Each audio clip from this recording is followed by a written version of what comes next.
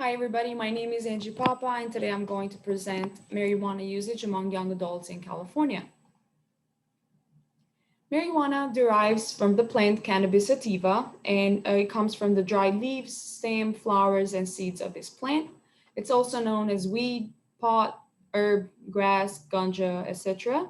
The primary mind-altering chemical in marijuana, which is responsible for the psychoactive effects, it's known as THC or delta 9 tetrahydrocannabinol. It's found primarily in the resins of the flower of the female flower of this plant, and there's also around 500 other chemicals found in the marijuana plant. In the marijuana, however, only 100 of those are considered as cannabinoids, which are produce the same effect as THC. Marijuana is legalized in multiple states across the United States. However, under federal law, marijuana is classified as a Schedule One drug and doesn't is not considered as a medicine as prohibited. Marijuana is used as smoked. You can eat it or you can drink it. When marijuana is smoked, the mind-altering chemical THC passes from the lungs into the bloodstream and then it goes into the brain. And the time it takes is around 12 seconds. So you can kind of control the amount that you're smoking based on how you feel. When you eat in it, you can mix it in brownies or in food. That can actually cause problems because a lot of people get THC poisoning from this. They take a lot of amount of THC, and then an hour later, they start experiencing the effect of marijuana, which lead a lot of them to emergency rooms. There are a lot of common myths associated with marijuana, and that's why it's the most popular recreational drug used among young people.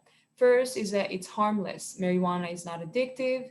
Marijuana is not as harmful as tobacco. It's not is used to treat cancer, which is wrong. Marijuana is not used to treat cancer. It's used to help relieve the symptoms associated with chemotherapy. And then marijuana is not as popular as other drugs. This is a myth as well. It's very important to make sure that you know these associated risks of marijuana and you're aware of its effect. That's why marijuana is a big public health issue because it can cause addiction. About 1 in 10 marijuana users will develop what's called CUD or cannabis use disorder, and 1 in 6 people are more predisposed to develop addiction if you started in the age of 18 or younger. Um, Marijuana really affects your health. It damages your lungs, and high level of THC can lead to poisoning. It's linked to anxiety, depression, and other mental health illnesses. And there is an increased risk for schizophrenia if you're mostly genetically predisposed to it. There's short-term and long-term effects associated with its use. The short-term effects is that it changes your mood, impairs body function, movement, difficulty with thinking and problem solving. This is why it's very important not to smoke and drive when you're high because your coordination and your problem solving skills are not there and you don't react as fast. There's long-term effects which are very important to talk about because marijuana can cause reductions in thinking, memory, and learning function. Then if you're a young adult and you're smoking marijuana or you're using it different ways, you can start skipping classes. Marijuana is known as an amotivational drug. It makes you feel a little lazy and more relaxed. So if you skip classes, then you can start getting lower grades and probably drop out of school and then file for unemployment or not get the job that you want. So it's very important to understand the risk associated with this drug. There's a big scope and severity of this health issue.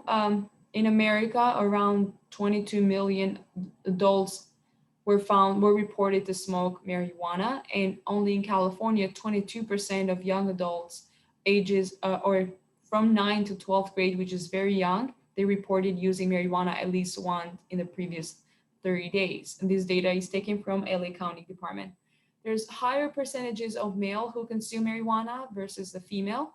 And then adults ages 18 to 20 years old had the highest rates of using this drug within 27.4%, followed by the other age group, 21 to 29%. And people ages 65 and older, they had the lowest reported lower use of this drug.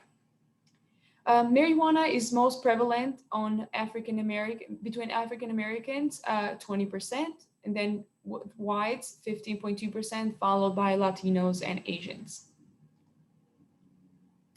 And here I have a slide showing the statistics. So in LA County, males consume more marijuana than females, and it's almost double. And then if you see from the age group, 18 to 20 years old smoke the most, followed by 21 to 29 years old with 21.9%, and then 65 years old that consume the lowest amount of marijuana consumption.